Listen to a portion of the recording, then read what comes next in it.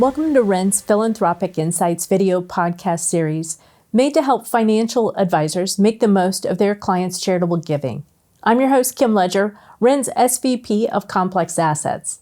In this special season, we delve into the stories of generous philanthropists shaping our world, and how financial advisors and family offices can help them maximize the impact of their charitable giving. If you haven't been following along with our Philanthropic Insights video and podcast series, be sure to check out the first series that dives into different ways advisors can leverage DAFs for long-term impact, and the second series on how to make the most of complex asset donations. With me today is my co-host and charitable giving expert, Sarah Rhodes, Ren's Family Office Charitable Services Director. And in today's episode, we're privileged to have the remarkable Mitzi Perdue joining us. Mitzi is an anti-human trafficking advocate, former rice farmer, and past president of American Agri-Women. She's an accomplished speaker, author, and war correspondent, in addition to being an inspiring and impactful philanthropist. But before we get to Mitzi, which I'm very excited about, Sarah, you're working on a big project at Ren. Can you tell us a little bit about that? Oh, thank you for asking. I'm so very excited. I'm actually helping to develop this family office services group that's going to help amazing donors see their impact beyond just their DAF, and I can't wait to get started. That's a great segue into our conversation today with Mitzi Perdue. I'm so excited for you to meet her. I've had an opportunity to work with her for a little while, and so I'm excited for you and for our audience today to meet her. Hi, Mitzi, and welcome. We're so glad you're here. I got to tell you, you have all the complex assets that I've worked on. Your story is, when people ask me, what is your favorite complex asset gift you've ever worked on? It's always your story. I love it. I'm so happy to hear that because I sure love this story. Me too. Well, Mitzi, I am brand new here. Would you mind telling me the whole story? Oh, I'd like nothing better. Shortly after the invasion of Ukraine by the Russians, I got invited to spend, I guess it was 7 days there as a guest of the Kyiv Region Police. At the end of it, I learned so many needs that the police had, because the Russians, when they invade a country, they do this every time, and it's been 9 times since the Russian Federation formed. 9 times that they've invaded other countries, and every time, almost one of the first things they do is they try to destroy law enforcement. They bomb police stations, they burn the cars, they sink the police patrol boats. And so while I was there and learning about that, I really, really wanted to do something to help. But as I'm going to guess that many of our viewers are in the same situation that I was in, you have some funds, possibly by inheritance, but they're not liquid. And so, or you have liquid funds, but you've already promised them elsewhere. I really wanted to help. And I had inherited from my beloved late husband, Frank Perdue, an engagement ring. This isn't it, but it would be that finger. It was one of the world's larger perfect emeralds, and it was historic like you can't believe. Frank Perdue, was one of the financiers of finding the treasure ship Atocha, which is the richest treasure ship ever found, and as part of what he was given for a financial backing was this quite large, perfect emerald. And I thought, Frank Perdue was the most philanthropic person I ever met in my life. I bet, I'm saying to myself, that he would approve of using that ring to really make a difference in the lives of the Ukrainian people. And so if you're going to sell a ring, what would be the most tax-effective way of doing it? And at that point, I want to give a great, big, glorious bouquet, metaphorically speaking. I want to give a bouquet to UBS because Chris Marsh from UBS, he spent hours with me figuring out how to do it. Because how do you give an object and turn it into money and have Uncle Sam still love you and think you did something great, as in that it's tax effective?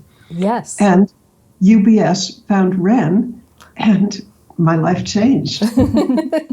That's how we felt too. I loved working with Chris, and I remember the day. I can remember where I was when Chris and I talked about the potential gift, and then we worked with Sotheby's, and then sold the ring.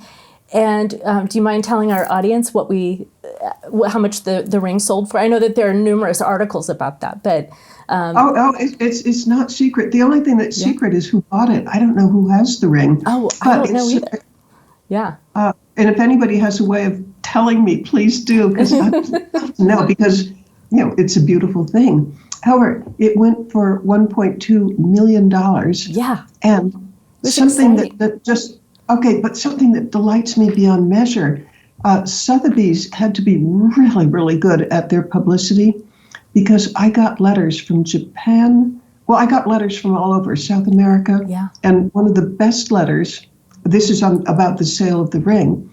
In Seville, Spain, there was a group at some bar that had gotten together to watch the sale of the Atocha emerald, this historic emerald. And they said that in some bar in Seville, there were a group of like 20 people just yelling and screaming as the price got higher and higher. I think we were doing that at our office as well. It was such and me an exciting day. I was about to faint, because I thought it exceeded much more than I hoped for. Yeah. And then on top of that, the potential of doing lots and lots and lots of good. Yes. Boy, that was a great day for me. It was for us too. We were just so excited about that, and like you said, working with Chris, with the advisor, and he came in and suggested, again, looking at the different options, it just seemed to make the most sense, and you were able to avoid capital gains taxes by doing that. So that was, wonderful, and because that at least more money for your projects, which I'm excited to get into as well. Well, I love that, but can I back up a second? Sure. And I said that I wanted to give a bouquet to UBS. How about to Ren also? Because we were really down to like the wire, because December 7th was the day of the auction, and I had to have a completed gift of the ring. And you would understand more of the mechanics of it, but it meant being on the phone to California and also to you guys, like for me at like 11 o'clock at night, right? And yes, and there was a fair amount riding on this, because if we could get it done right, it would be, I've saved taxes for another 5 years. Yes, done wrong, I'd lose a lot. And you guys were so helpful in just leaping over all the obstacles that the paperwork required, or even thinking about the solution. It was, I had a glorious experience with you guys. And thank you. Anybody who's listening, if you have an object, a high value object, and I think we're talking, a couple of $100,000 or more, if you want to turn it into cash to help a charity of your choice, this is the way to go. Yeah, and I think that was the interesting thing, right, about the ring too, is I think Sotheby's anticipated a sale of between $300,000 to $500,000, if I remember correctly.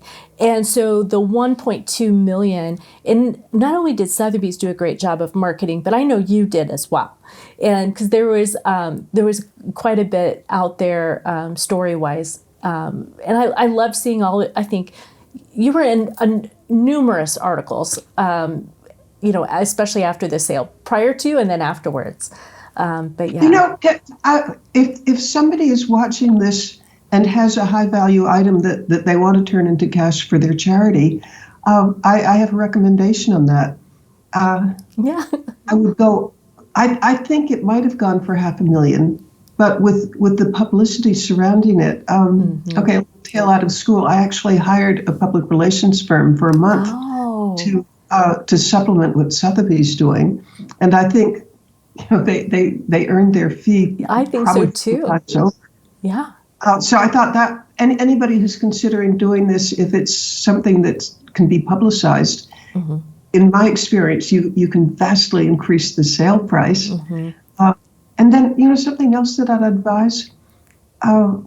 First of all, I'd advise going to Sotheby's because, boy, did they treat me well. I mean, oddball phone calls that returned immediately. It was a great experience. But something that I would recommend, I came up with the idea of selling the ring. Maybe, don't hold me to this, but I'm directionally accurate. Maybe 6 weeks, maybe a month, maybe a couple of months. But if I had to do it over again, boy, I think I'd devote half a year to getting all the details planned so that it's a relaxing experience rather than imposing on everybody the last minute. Yeah, it came about quickly. But you guys came through. It was a miracle. I love you. Thank you. It was a great experience for us. Like I said, it's one of my favorite stories. And I know that philanthropy has been a big part of your life.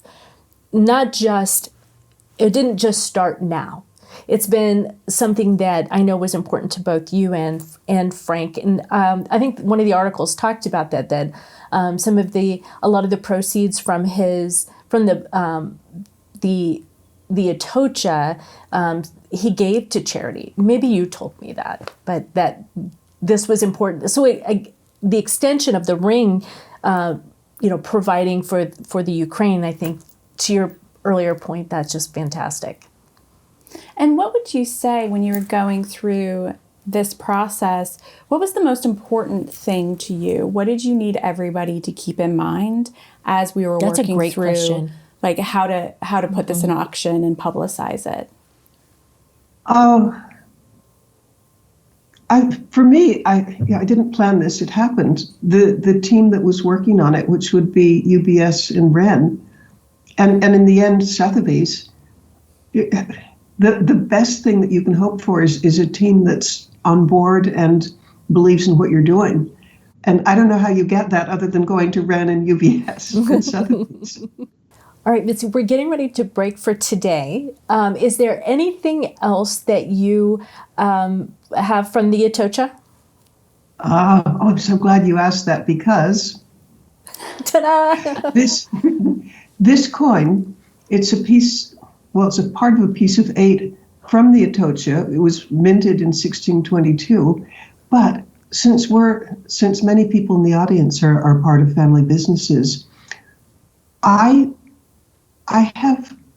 lost track, but I think I have probably 30 or 40 of these.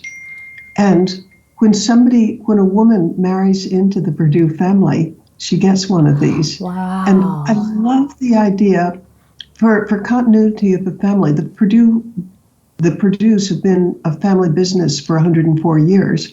And I memorized a little phrase that I invite everybody else to listen to carefully, which is tradition is the lifeblood of identity.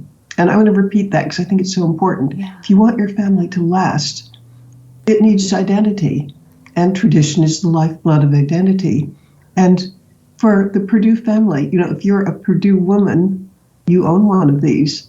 And it's a tradition. It's just very meaningful. And whatever your family is there something that when there's a married in, and jewelry works for women, hunt for that kind of thing, because to make a family last, create traditions. And boy, this is a real popular one, because when a woman's engaged in the engagement party and the ceremony of giving her the coin, it really works. Oh, I love that story. I love that. Thank you so much, Mitzi, and I look forward to seeing you at on our next episode. Thanks, everyone, for watching, or if you turned in via podcast, thanks for listening. If you want to learn more about Wren and how we might be able to help with your philanthropic program needs, visit wreninc.com or email us at consulting@wreninc.com. We'd also love to hear if you have questions or topics about planned giving you want us to talk about. And of course, don't miss the great information we have in our Advisors Philanthropic Insights newsletter. Sign up at wreninc.com/advisor insights. Find all the links mentioned in this show in the description. And you'll find expert tips daily on our social channels. Check it out. Until next time, I'm Kim Ledger. Give wisely.